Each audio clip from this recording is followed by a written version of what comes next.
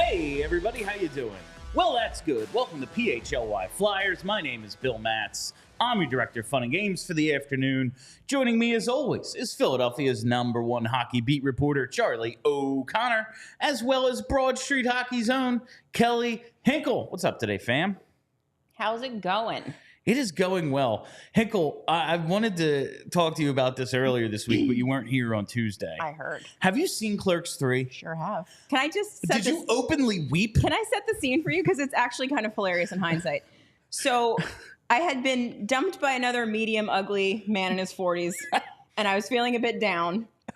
You figured this will pick me And up. I thought to myself, I know what I'm going to do. I'm finally going to watch Clerks 3. Yeah. That'll cheer me right up.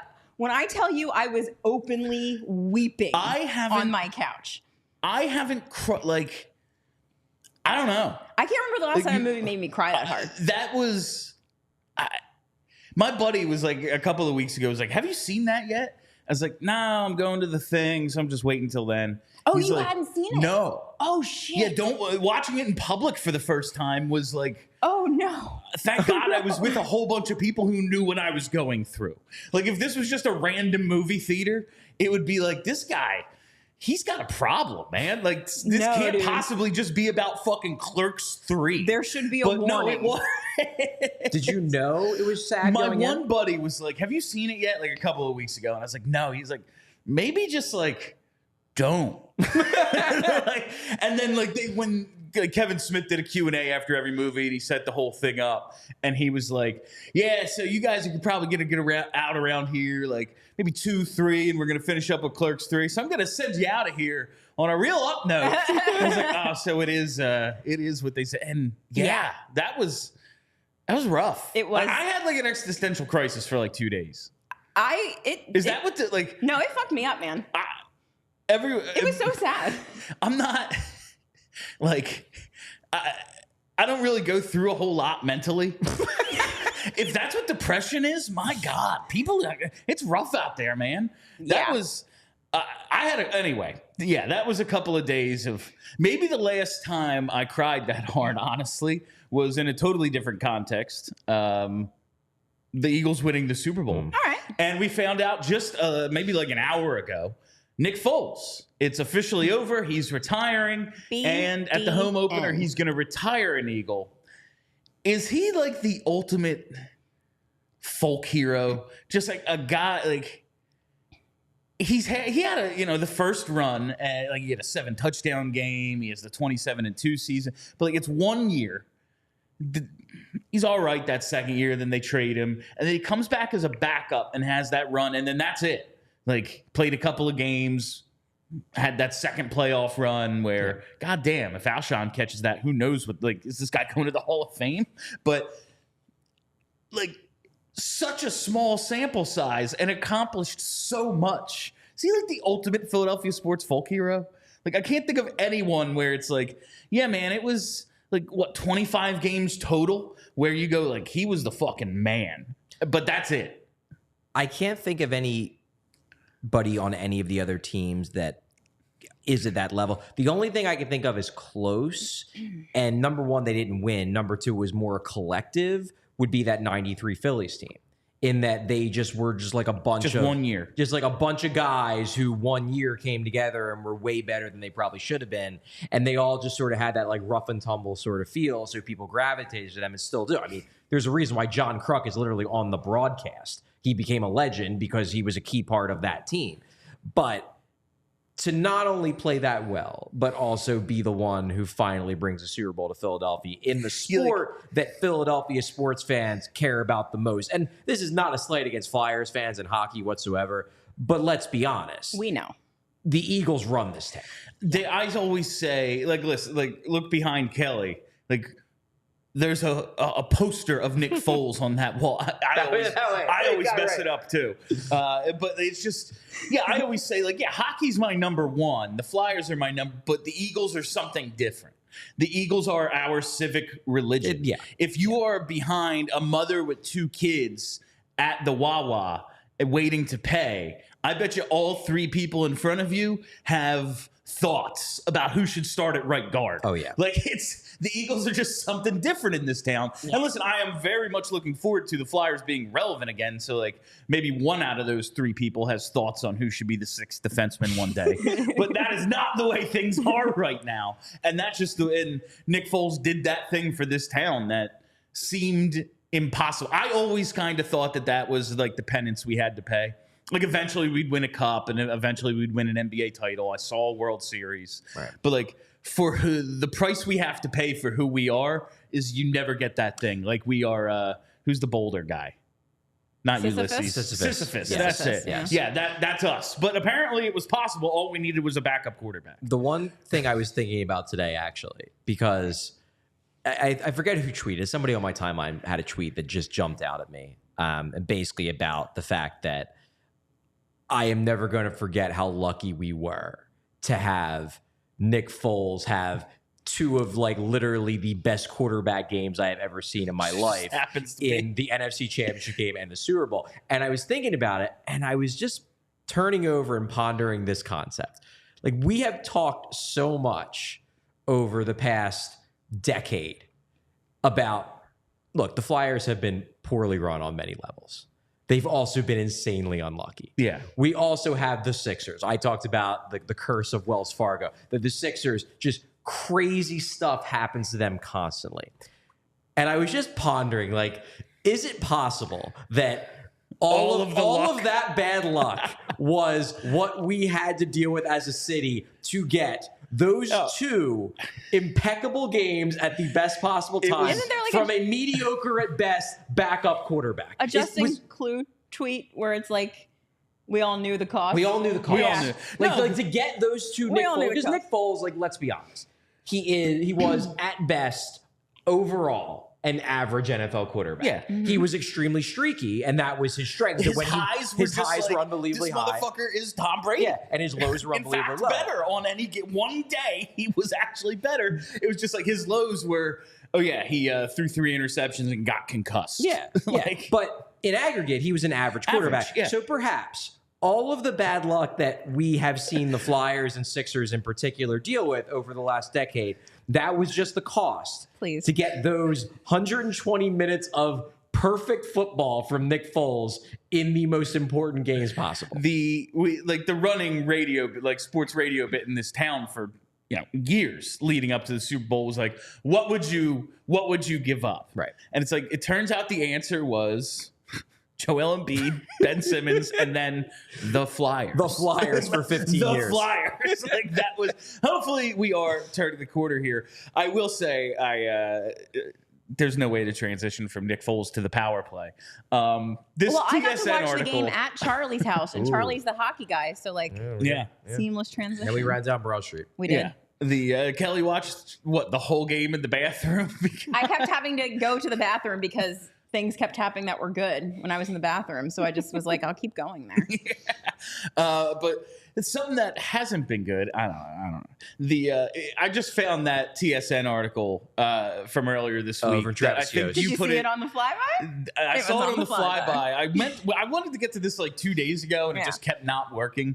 But I just find it incredibly funny that it's like, a power play is more important than ever. Yeah. It's like, and no the Flyers, Flyers have been at around 12% for the last 2 years. Glad someone crunched the numbers on that one. I had no idea. And this is why we're rebuilding. We can attest to this reality. Yeah. It is just so goddamn funny. And like, we're going to talk about Joel Farabee today. Charlie put out his Joel Farabee article, his season review of Mr. Farabee.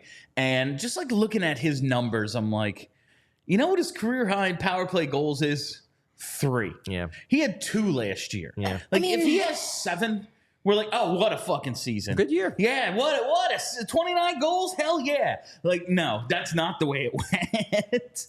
It's just really funny to me how this one thing, now it's so clearly important to a team's success. I think it was like 7 of the top 8 power plays. Like, we're in the playoffs and stuff. It's just because the good power plays now are so good. Yes. They are like at 30%.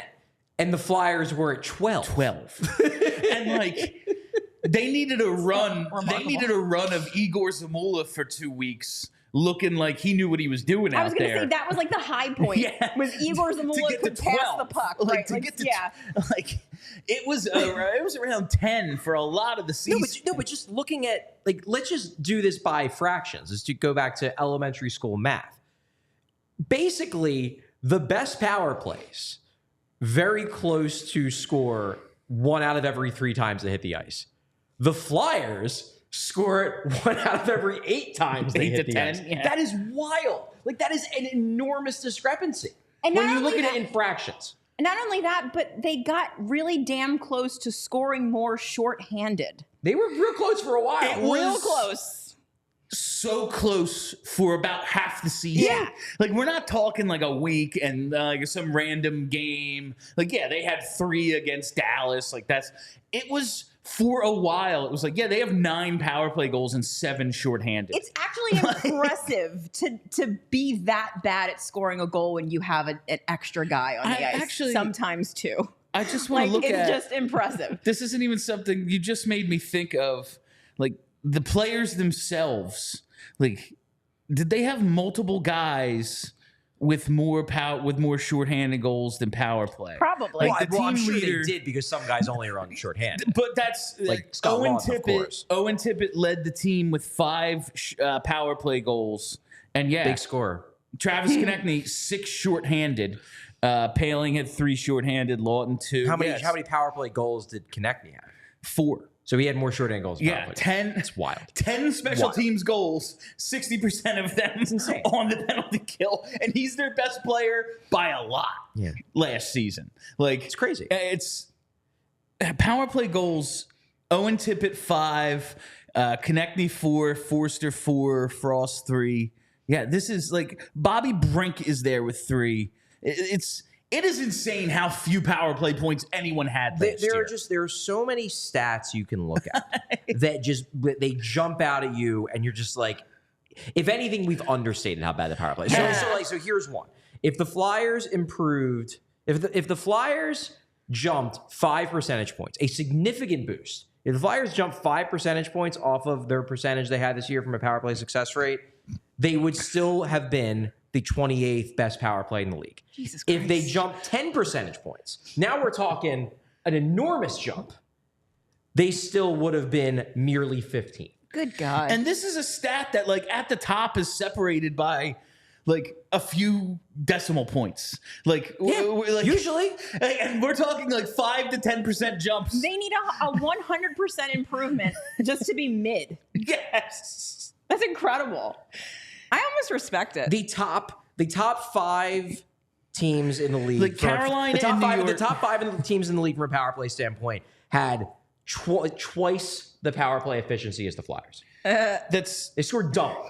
like the 2, 3, and 4 are Carolina, the Rangers, and the Oilers. We have 26.9, 26.4, 26.3. Like, that's the margin we're talking about here. And the Flyers at like 5 to 10 entire percentage points. Yeah, it's barely improved at all. No, they are so bad. Which leads to what, Kelly, I wanted to talk to you about today.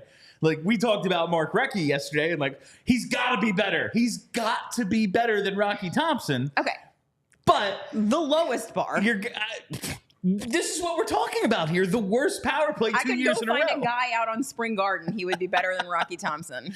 Yeah. at I mean, the this power year, play. it's like, I don't know, man, just Matvey, what do you think we should do? Yeah, right? Like, that has to be a better strategy than what they've just been having doing. him out there like a dude that knows how to score goals, like what's gonna happen is they're gonna put him on the power play. He's gonna score a bunch of goals because he's sick, and they're gonna be like, "Oh, Rocky's great. He fixed it. He He fixed it. We can keep him." Absolutely. We don't This have is to one of fire him. those. 100%. That's what's gonna happen. We don't need Mark Recchi for a number of reasons. The top of which is like he keeps getting fired from assistant coaching jobs. That's fair. Like, could we maybe not hire a guy? I said yesterday, it just popped in my head. I'm like, why don't we just have John McClare coach the power play? Does he know how to do that? I don't know. I just think, is like, his strategy going to be anything more than just take big clappers from the point? I don't know. Doesn't matter. It can't be worse. He already works here. I have no idea what kind And of I like coach him. he is. I'm just thinking about the types of pieces that they were.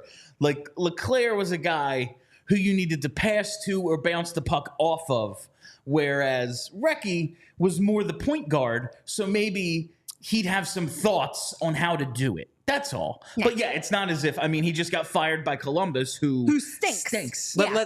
let's be honest here. Kelly is never going to give up her commitment to the I hate Mark Recchi bit. She's just never going to do it. Charlie, you know, much like you, I respect nothing more than commitment to the bit. Exactly. At this point, I am so committed to We this are who bit we are. that there's nothing that will bring me off of this bit. You could put a gun to my head. I'm going to say fuck Mark Recchi. It's never going to end. Oh my God. But no, he's going to be here sooner than later. I'm now getting into these season reviews. Obviously, today we're going to talk about Joel Farabee. Yesterday and this morning, I was working on my next one, which is on Owen Tippett.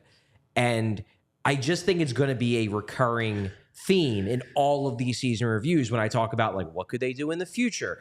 The recurring theme is going to be, well, if they had a functional power play, this is what they would do.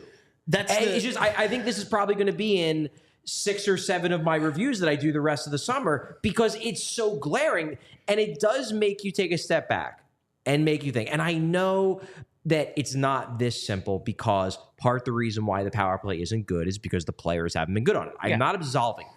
However, these players are not trash. They are not this bad. And I'm not even saying turn this power play into the Carolina Hurricanes power play or the Rangers power play, or a power play that's clicking at 25%. In these articles, I'm basically just saying, if they were just a 20% power play, if they were just a solid middle of the road to mediocre power play, we would think so much higher of all of these players. You said what I was going to ask you, like Jamie Drysdale and then all the forwards like Farabee and Tippett and Younger. Konechny, I talked about when I was breaking down the Konechny extension, I had to talk about if the Flyers had a functional power play, he would probably have 5 to 10 more points. And I feel like over the last few weeks, whenever I do one of these deep dives, I'm always talking about, like, what if the Flyers power play wasn't the worst ever? Like the step we say, like, all these guys, we want to see them take this year. It's like, all right, I want to see Owen Tippett, into the mid-30s. I want to see Tyson Forster go from 20 to 25, 28, something like that. Cool. Like, all of the production jumps I want to see these guys take, it's literally, just a regular, normal power play. Yeah. Just not the worst you've ever seen 2 years in a row. And we would get those production jumps. And I get that and we'll get into it with Farabee, like, hey, man, he scores a ton on the rush. You know what you don't get a lot of on the power play? Rushes. So while these dudes are producing, like, all of them, really good 5-on-5 scoring numbers, it's like, you kind of got to score a little differently on the power play. Sure. And I don't know if they're capable of it. Or maybe they just need a catalyst like Matvei Michkov, and then maybe Jamie Drysdale comes along and boom, it's doable. They can all fall into roles. And then they all fall into their roles from there. This is actually really interesting. Someone in your Discord brought this up yesterday or the day before, I can't remember, that the reason the Flyers were often so good against the good teams, because we were talking about the Dallas game, that was the standout from last season, is because good teams, the way that they play, they're the teams that allow you to get going in the other direction. They allow you to get these rushes going that the Flyers were so good on. Whereas the bad teams force you to, like, cycle. And the Flyers were trash at that, which is kind of what the power play is. You have the puck more against the bad teams. Right, and they didn't know how to do that. They didn't know what to do with it. They turned defense into offense. Right, so it was like, it was a very interesting thought. I hadn't thought about it, but it was like a very interesting thing. Like the fact that they were so good on the rush, you get the rushes against the good teams. Just like thinking about how did they score 3 shorthanded goals against Dallas? Right. It's like, well, Dallas had the puck the whole time, so we probably had to take some penalties. Yeah. and then you have the opportunity to score 3 shorthanded goals. Yeah. It probably depends on the team. Yes, because there are some teams, for example, a team like Carolina, they are a cycle team. They are not necessarily a trade chances rush team, but there are definitely more good teams that play a rush style, a style where they're going to be prone to giving up some transition rushes because of they have the talent to play a wide open game. The Flyers beat Colorado in Colorado. I covered that game. Colorado plays a wide open game because why wouldn't you? You have Nathan McKinnon and Kale McCarr and Mikko Rantanen, and you can outscore most teams. The Flyers happen to be a real good rush team. They weren't a good cycle team, but I do think that, number one, I think they have the players that could be better on the cycle at 5-on-5, and I think the players they have could improve. But also, they just don't have that guy who for lack of a better term, they don't have Claude Giroux. Like Claude Giroux was that guy. Claude Giroux could score on the rush, don't get me wrong. But he could set up in a spot in the offensive zone and distribute. You don't have a guy like that. All of their best passers are best at passing on the rush. Yeah. And it's a little thing, but man, I just always remember, I'm sure there were times he lost a puck battle, but like a puck along the boards, Claude Giroux coming away with it. Oh yeah. And like now you have possession. And that seemed like a real issue for this team throughout the season. Before we get into Joel Farabee and his season review and all the things he needs to improve on to be the guy we want him to be, I got to take a second to tell you about some of our sponsors here at PHLY. And we will start with our friends at Rite Aid and that LO Market I've been telling you about. That's right, the LO Market, an exclusive store brand, Rite Aid brand of candy, snacks, and pantry items, all available at your local Rite Aid. Products include candies like Classics, Peach Rings, Starlight Mints, Gummy Butterflies, and Sour Worms. You know I love me a good sour worm. Nuts and trail mixes packed with vitamins, minerals, healthy fats, fiber, protein, all that stuff that healthy people seem to care about. All sorts of varieties of popcorn, from buttery, sweet and salty, cheddar. There's a sea salt. That sounds pretty damn good. You know I love me some beef jerky. They have that packed with protein, granola with whole grains, and pantry staples like honey and seasoning. Whatever you're in the mood to snack on, Rite Aid has you covered. If you've got a snack attack, get LO Market delivered same day or buy online so you can pick it up in the store. Go to riteaid.com/shop to order. That's riteaid.com/shop. Make sure you get your Rite Aid LO Market items. While we're here, I got to tell you about our friends over at Lucy Nicotine. That's right, 100% pure nicotine, always tobacco-free. Lucy isn't like every other nicotine pouch company. It's owned by Big Tobacco. You're like, oh, this is basically the same as... No, it's not. They are like the mom and pop shop of pouches. I have been sampling this product. I am a fan of this product now. After the sample pack they sent me, I've bought a few more. I really like a lot of the flavors that they have, and it comes in a variety of strengths from, I believe it's 4, 6, and 12 milligrams. You can get from lucy.co.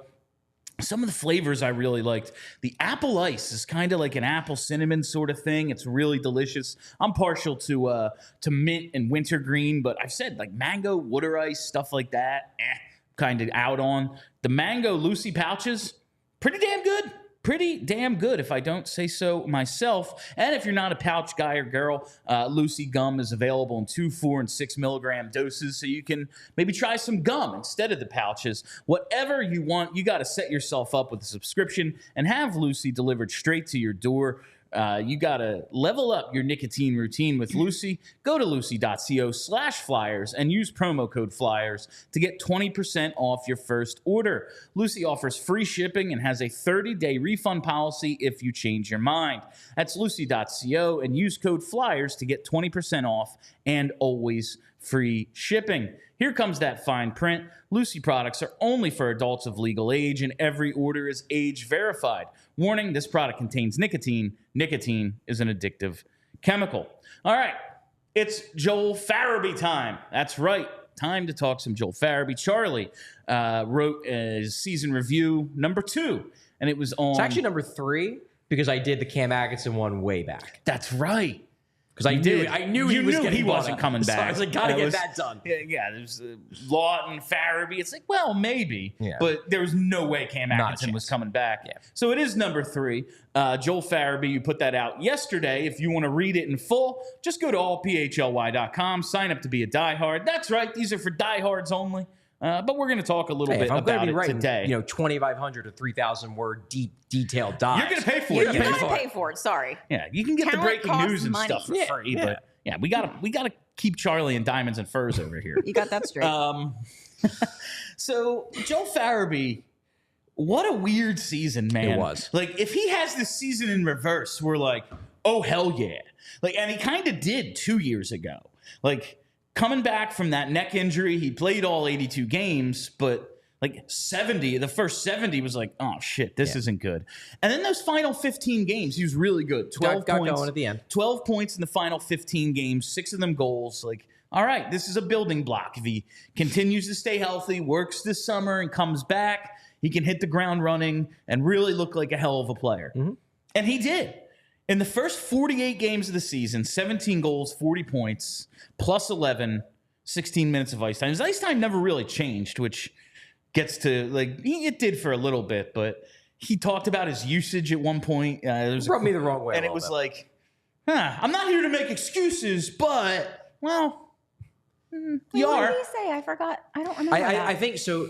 During the exit interviews, I believe it was me, actually. I asked him kind of like, what? So in retrospect, What's like, your problem? What the hell happened after the All-Star break? What would you say? And he did say one thing that I do, and we'll talk about this probably in a little bit. He said one thing that I think was legitimately perceptive, and he basically said that when you get to the stretch run, the style of play changes, and maybe I didn't do a good enough job adjusting that. I think that was perceptive. But then he said something where he basically said, and then, when you get used in the bottom six in more of a defensive role and your usage changes, you're maybe not necessarily focusing on offense as much. It's kind of like, Joel, you didn't really get bumped down the lineup until you weren't scoring for 3 weeks. Yeah. Like this was not a you got bumped down the lineup and then your numbers went down. This was you couldn't score and they had to then bump you down the lineup. But I think it did speak to, at the end of the year, probably like a lot of players in the Flyers, at the end of the year, there were a lot of guys that were not happy with John Tortorella. Yeah. And I think Joel Farabee was probably one of those guys who, at the end of the season, was a little grumbly.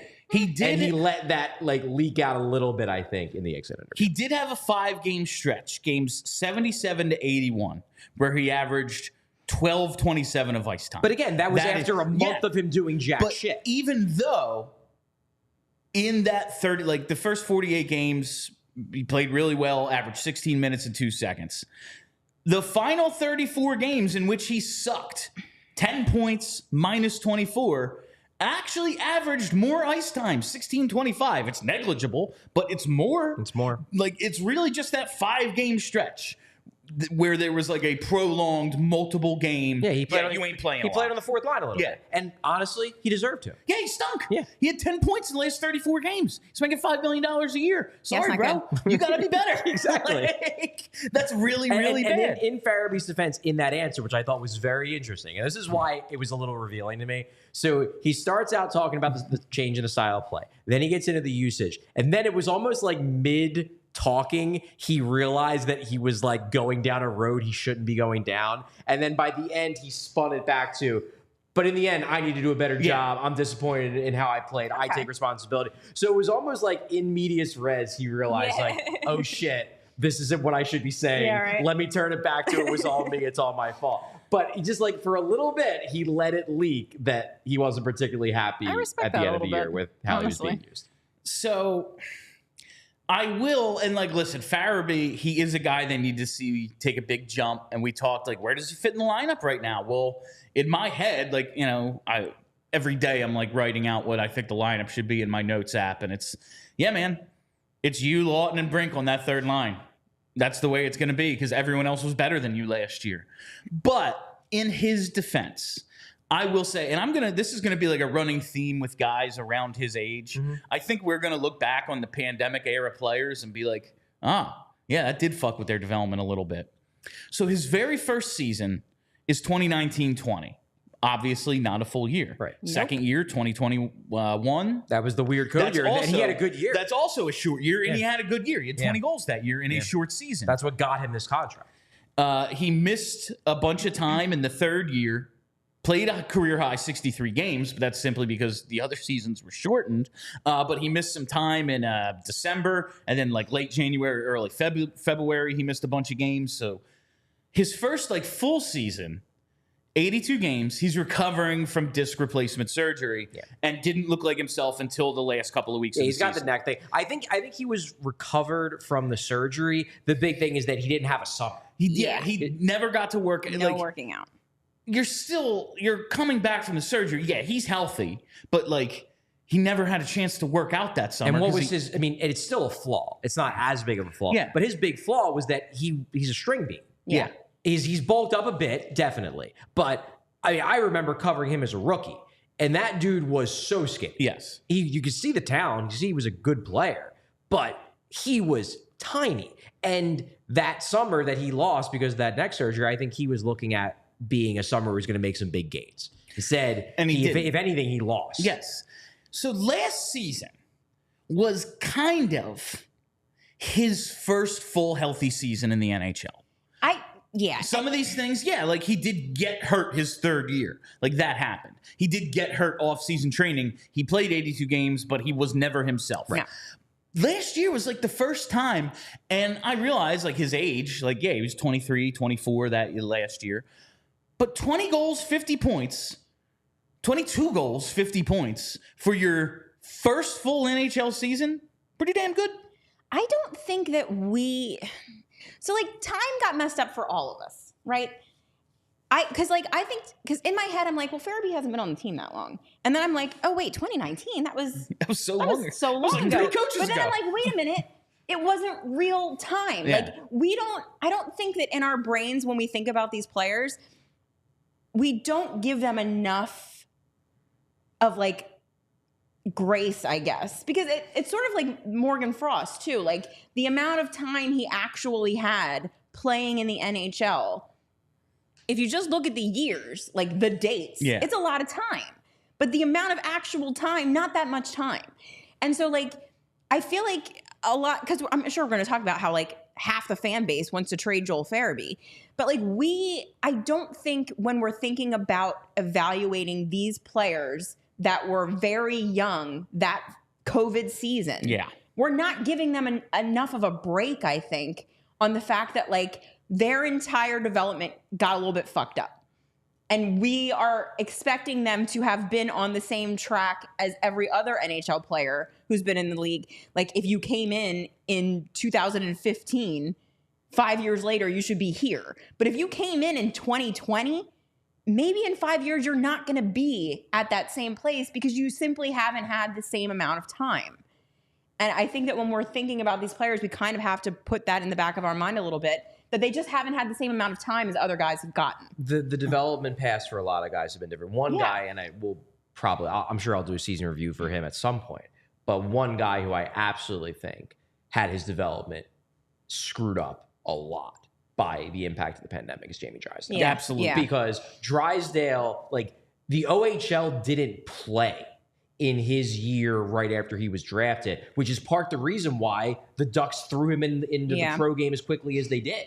If there's an OHL season that year in 2021, maybe he doesn't get rushed to the NHL. Yeah. Maybe he's able to develop his skill set in a much more natural way rather than get rushed to the league and then, okay, well, he held his own in 15 games. I guess he's an NHL player, and then they turn him into a full-time NHL player the next year, and he doesn't actually get the time to develop. Farabee's interesting because he did have the really good year when everybody had the really bad year. Yeah. Like everybody on the Flyers was bad pretty much in that 2021 season, with the exception of Farabee, who was the one guy you're like, oh, he was the bright spot of that year. Yeah. It was like him and Lawton. But by the same token, I don't know. Maybe it did have an impact on the way he developed. And things have just been so weird, really, over the last few years, Seriously. to be honest. Mm-hmm.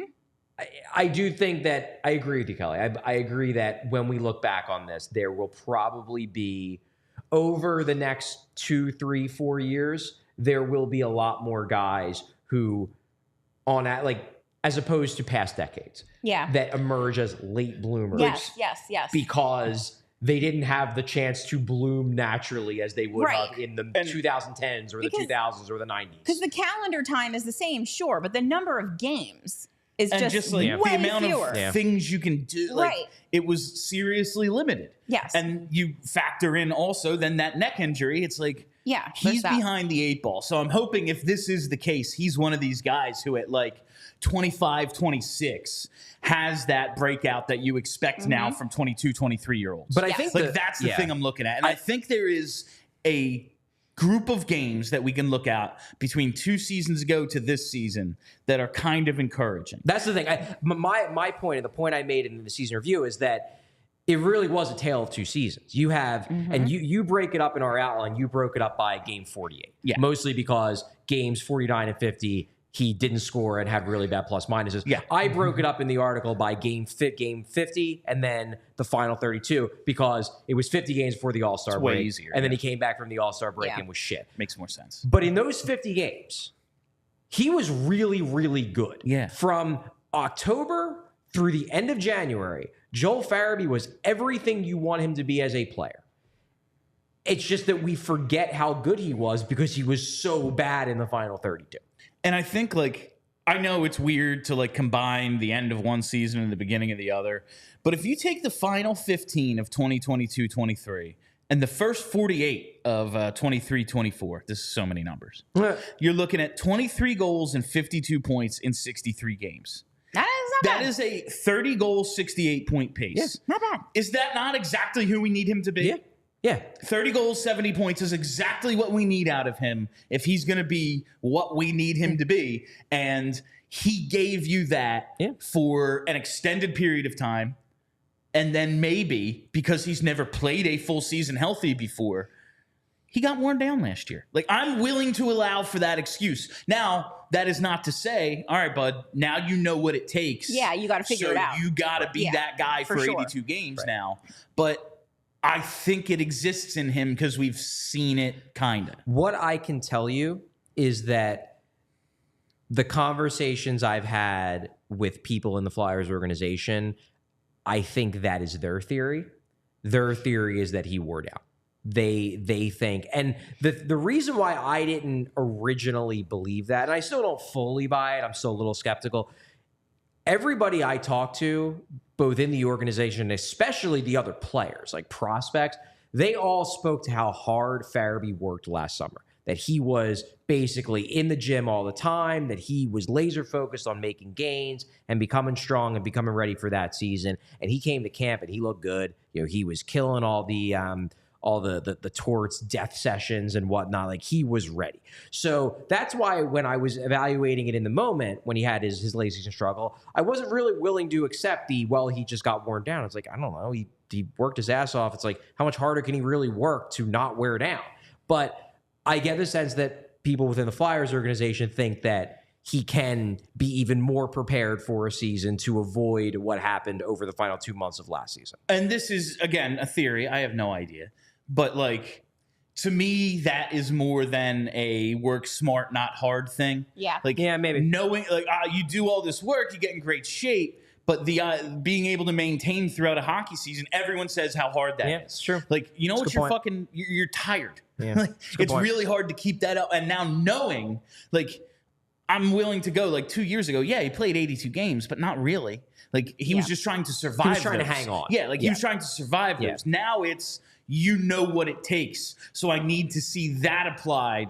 And if you work just as hard, but actually know what to do because you've done it now, like, that's where the progress comes in. And if he turns into a 30-goal, 70-point guy, perfect.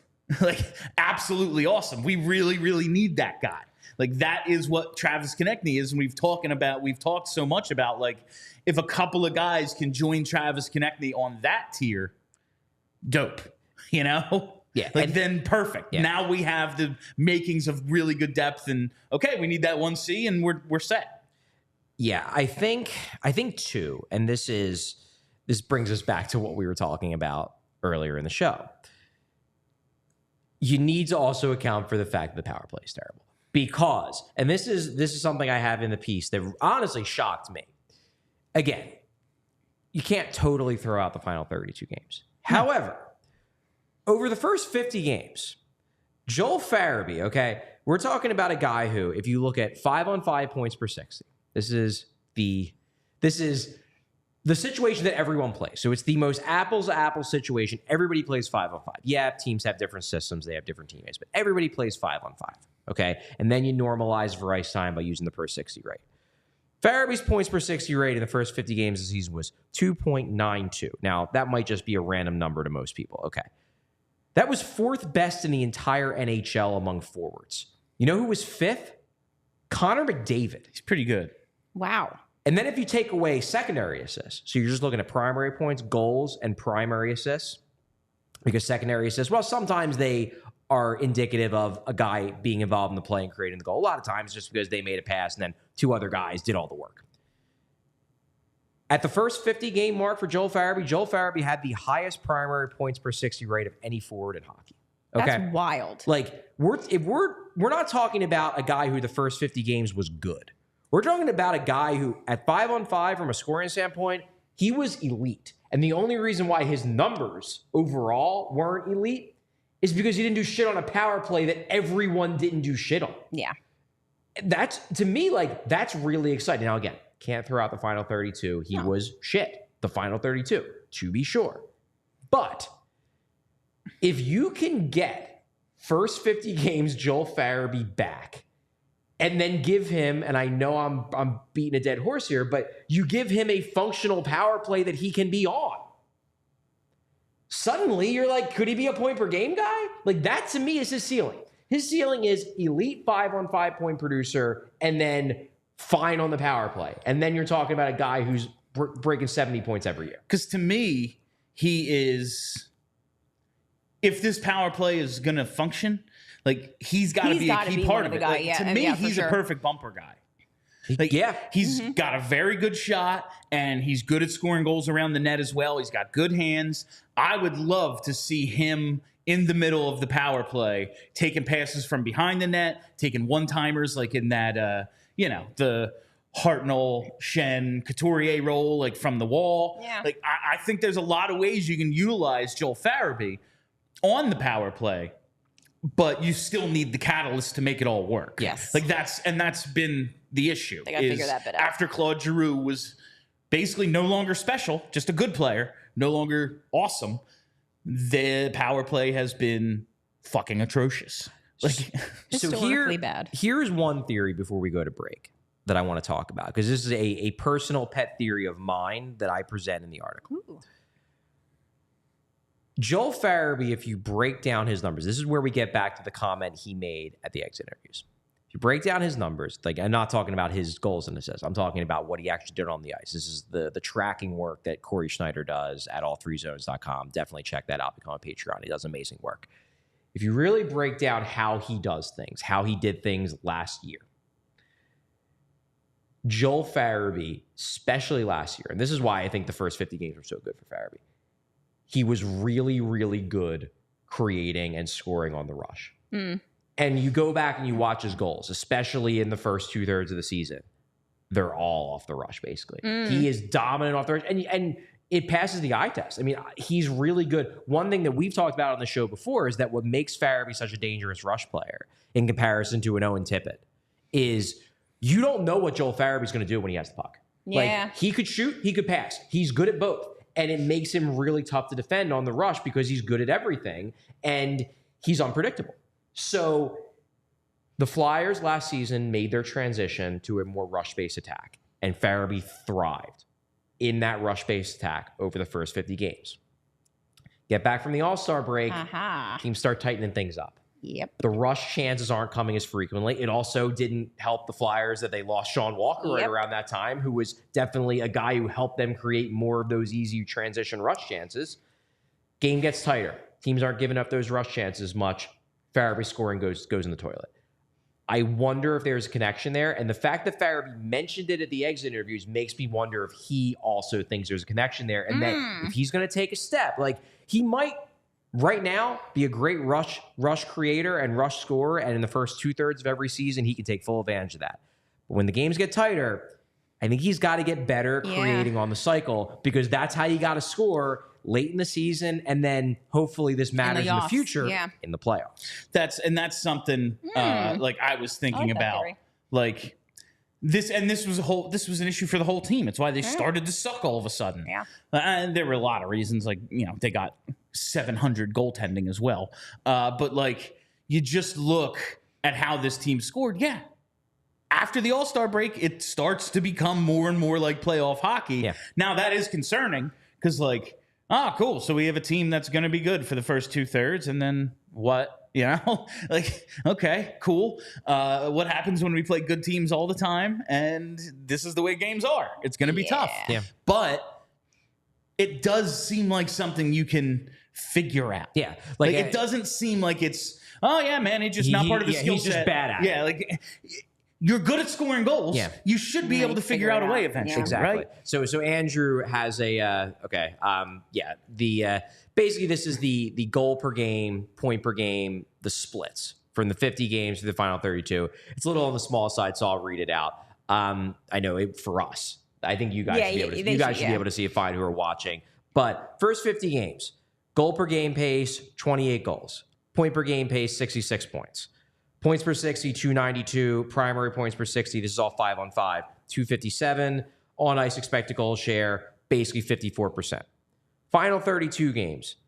He's on pace for 13 goals over 82 games and 26 points. Oof. His 5-on-5 points per 60 collapses too. He's at 1.16. Now we're talking fourth line territory. Primary points per 60, 1.01. So he dropped that. He cut that more than in half. Yeah. And then it's not even just that he got cold offensively. His underlying metrics tanked too. He drops down to around 48.5% expected goal share at 5-on-5. So his entire game falls off a cliff over those final 32. And I just wonder if some of that is him having to adapt to the way the game is played late in season. I think you're onto something, Charles. I definitely think it's an issue for him, and it was an issue for the team as a whole. It clearly was, in that last part of the season there.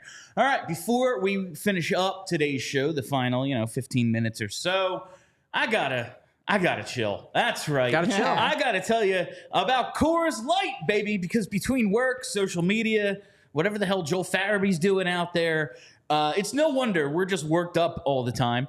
And Coors Light celebrates rising above and choosing a chill mindset. Why not turn a rained-out barbecue into a karaoke house party? Or after a tough loss, settle scores with an ice-cold peace offering. Make the choice to choose chill, then reach for a Coors Light. It's mountain cold refreshment. Listen, man, I know this team. They drive us absolutely nuts. We've all, the three of us, been doing this a long time together. They're not getting any less ridiculous. So we have to ourselves sometimes choose chill. We just need to chill. And there's no better way to celebrate that choice than with an ice-cold Coors Light. So whether you're freaking out about, can this power play ever be any good? Is this team ever going to be healthy? When are they actually going to contend? You need to find the Blue Mountains in your fridge and enjoy a beer as cold as the Rockies. Because when everything surrounding your favorite hockey team is on fire, sometimes you just gotta chill. Make the most of the times you choose to chill. Choose Coors Light. Get Coors Light delivered straight to your door with Instacart by going to CoorsLight.com/PHLY Hockey. Celebrate responsibly. Coors Brewing Company, Golden, Colorado. Oh, and they're back. I can't wait to tell you about FOCO. That's right. It's another FOCO day. I am a big fan of FOCO. I wear a lot of gear. It's kind of my thing. I wear team gear every day. I love to get it at FOCO because FOCO is a leading manufacturer of sports and entertainment merchandise with a product line that includes apparel, accessories, toys, collectibles, novelty items, and so much more. You can get the best officially licensed gear for all sports and fandoms. Listen, we know the season's coming up. We got football right around the corner, basketball and hockey.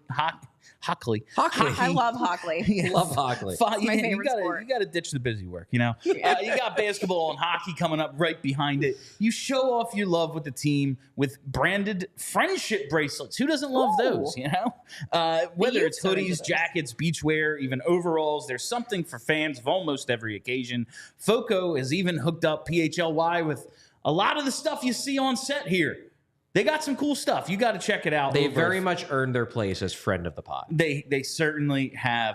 FOCO always has our back for Philly sports, and they have yours too. Get the best gear around by using the link in the description of the show. For all non-presale items, use the promo code PHLY10 for 10% off. That's PHLY10. Check out FOCO today. They're better than most. I understand that reference. I hate them so much. By most, you think you know who we're referring to. Everyone I love FOCO because they're not that other company. Anyway, Kelly, you mentioned a little bit ago how a lot of fans want to trade Joel Farabee. Yeah. Me personally, I get that you have to make tough subtractions and you want to, if we have a guy who may be at a position of strength, you trade him to address one of the many other needs that this team has. Sure. This team is real set at wing. we like a lot of the wingers. I think Farabee might have a higher ceiling than some because maybe a little bit more of a complete player, although maybe not the defensive sort of stalwart we thought he might be. It's never really come together for him. Yeah. Who cares? But, I hate defense. I'm so tired of it. I very much want to find out what Joel Farabee is. That's maybe why I'm not like, oh yeah, gotta trade him right now. But if he can help address some of the needs they do have a lot of wingers. Like that is, someone is going to get traded at some point. He seems like, especially being cost controlled for the amount of time he is, a guy whose teams would be interested in, no? The only thing I would trade him for is if you think you're getting your 1C. That's the only thing I think it would be worth trading him for. Because here's the thing. Do we have a lot of wingers? Yes. Is it actually a problem to have too many good players? Because I'm saying it's not a problem. I would agree. If the problem is, oh no, we have to put Joel Farabee on the third line because there's two guys that are better than him. Oh no. Like what a terrible problem we should probably solve by trading a good player. Like that seems dumb to me. They'll figure that bit out. You figure out where you put your good players. Having good players, important. That said, you're right. If we're going to get a 1C in a trade, it's going to involve trading a very good player. Yeah, that's the, like, I'm not trying to. Understandable. However, the idea that like you need to find a way to get rid of Joel Farabee, that's nonsense. That I just like, oh, we need to move on from this. No, we don't. No, we don't. Let's find out how good he is first. But if there is a hockey trade to be made that improves another area of this team, then great. Like, awesome. You're going to have to trade guys sometimes. Exactly. Yes. But I'm not like, I'm in no rush. Like, oh, we got to figure out a way to move. Like $5 million for 50 points is totally fine with me right now. I would like it. I would like some surplus value. Absolutely. I want him to improve. Right. And if he doesn't, then we have to have a conversation like, all right, where does he fit? But as of right now, I'm cool with it unless you get a top pairing defenseman or a number one center as part of a trade package that involves Joel Farabee. Yeah. To me, I don't even know if I would do it for the defenseman, honestly.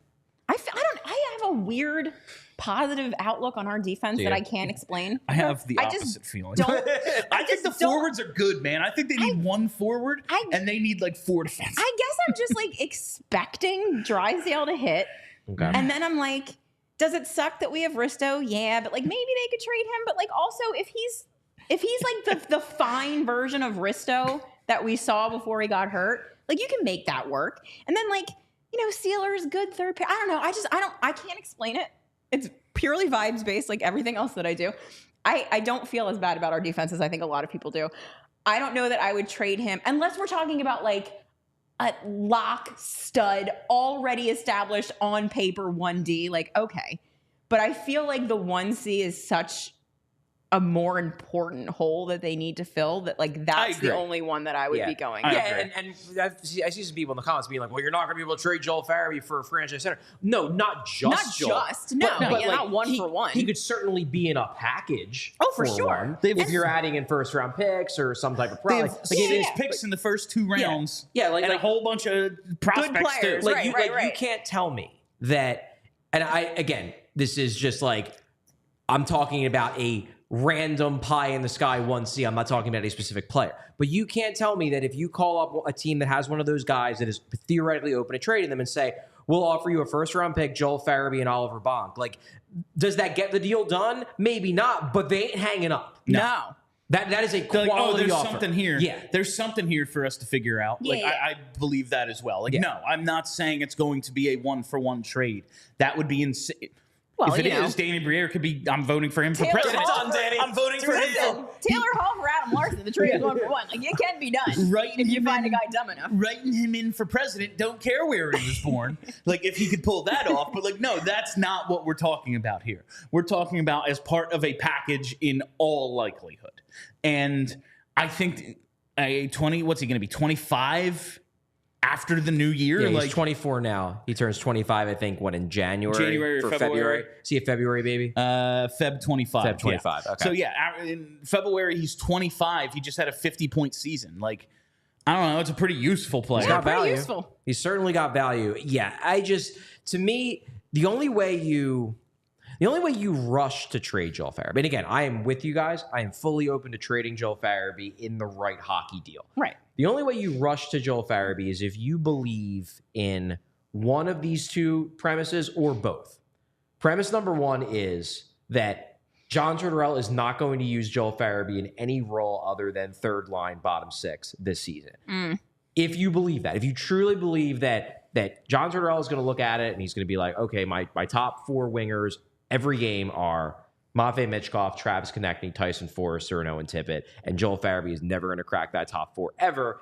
I get it, because then you're thinking to yourself, okay, he's going to get 14 minutes a night. Even if he plays well, he's not going to get the kind of usage that allows him to have the trade value. So you're selling him. So you got to sell him high now before he delivers a 41-point season and doesn't have any value at all. I get that. I just disagree, because my view is that John Tortorella has shown over the 2 seasons he's been coach that if you're playing well, you will get more ice time. Yeah. And if you are playing poorly, no matter who you are, you will get pushed down. If Joel Farabee plays well, he will not be stuck on line 3. He will get ice time, which leads me into premise number 2, which is if you just don't think Joel Farabee is very good. Yeah. If you don't think he's very good, if you're just not sold on him, then yeah, you want to trade him now before everyone else realizes that you're right and he's not very good. I just also disagree with that premise, because I think Joel Farabee is a good player. And I think that if he proves me right that he is a good player and that those final 32 games are not who he is going to move up the line. Now, he might not play in the top 6 every night because they got 4 other good wingers. But I don't think it's a case where he's going to be locked into a third line role with Bobby Brink. I think that if he's hot, he's going to play on the first line. And if he's cold, he's going to play on the third line. But when you look at his season overall at the end of it, you're probably going to see a guy who averaged about 15, 16 minutes a night and got the kind of ice time he got last year. That's my guess. I will also, well, before I make that point, I want to thank all the PHLY diehards we have. We talked about Charlie's article earlier. You can only access it if you are a PHLY diehard. So go to allphly.com and sign up. We couldn't do what we do here throughout All City without our diehards. We very much appreciate your contributions to what we do. Now I forget. Totally forget where that was going. Oh no, you said he's not just going to be stuck on a third line with Bobby Brink. Even if that's the case, and it is just tough to put up numbers when you're only playing maybe 14, 15 minutes a night. Sure. I also made this point the other day. This team, unless Michkov is awesome right away, and even if he is, they still don't have a center. This team doesn't have a good enough first line to really differentiate between the top 9. Lawton, Farabee, Brink, depending on what Brink is, that could be just as good as your first line. Yeah, that's the thing. It's kind of 3 it's second not lines. as if there's the top 6 is so much different than the third line. All those lines could be first lines. All those lines could be third lines. And depending on the game state, you might use them all completely differently. Yeah. I like what I saw when Farabee and Brink were playing together. I like them a lot. Yeah, I do too. Now, we did make the point a lot early because, Farabee was really good for the first 48, 50 games of the year.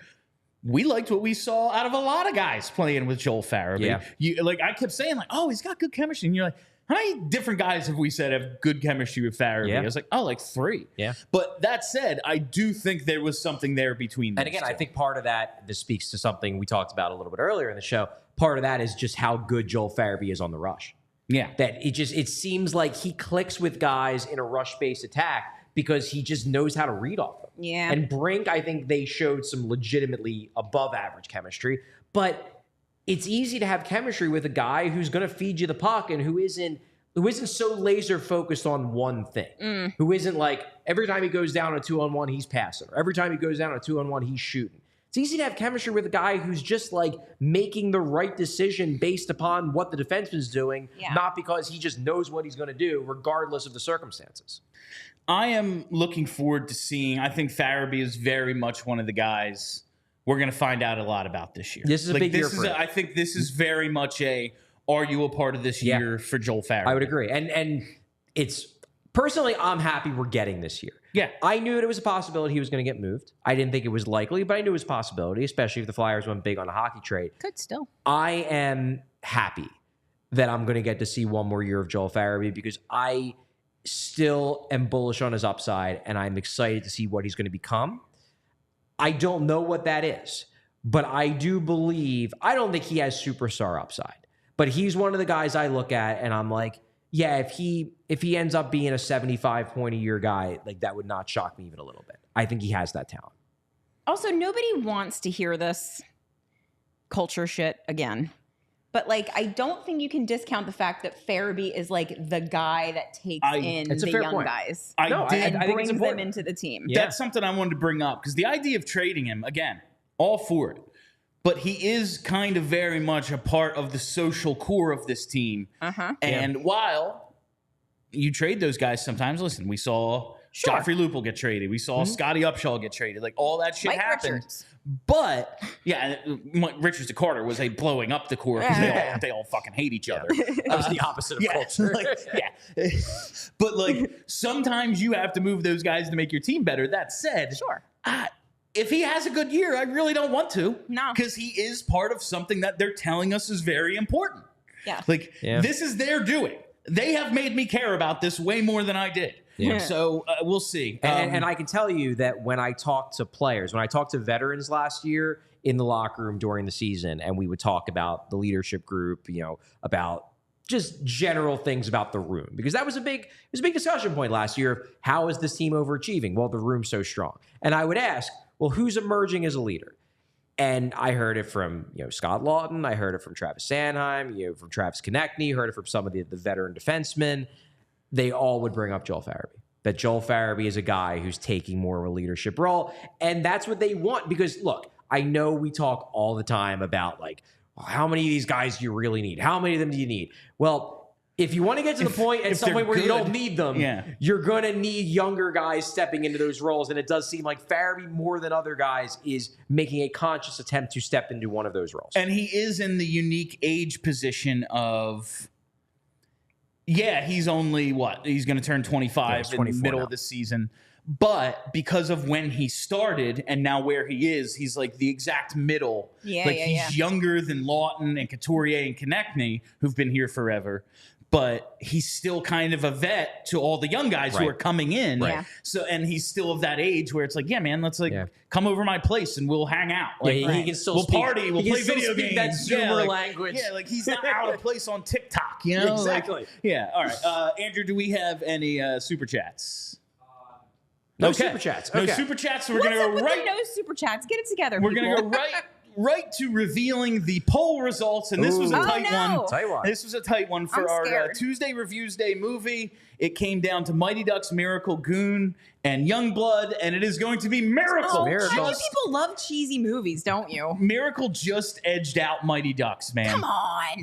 Let me watch Goon. This one was like 26, 26, 24, 24 all day. Ooh. And Miracle at 28.3 pulls ahead for the win at the very end with almost 350 votes. So next Tuesday, we will be talking about Miracle on Tuesday Reviewsday. And that's it for this Thursday edition of PHLY Flyers. Thank you all for listening. Thank you for hanging out. If you haven't already, you got to hit that subscribe button. Just follow us right here on YouTube. Never miss a live show. Make sure you hit that reminders bell. We'll be back tomorrow with F Around Friday at 1 p.m. Follow us on Twitter at PHLY_Flyers. And follow the podcast wherever you get those. Just search PHLY Flyers. All right, my name is Bill Matz. That's Charlie O'Connor. That's Kelly Hinkle. Until tomorrow, you stay loose and sexy, Philly. We all city like the mayor.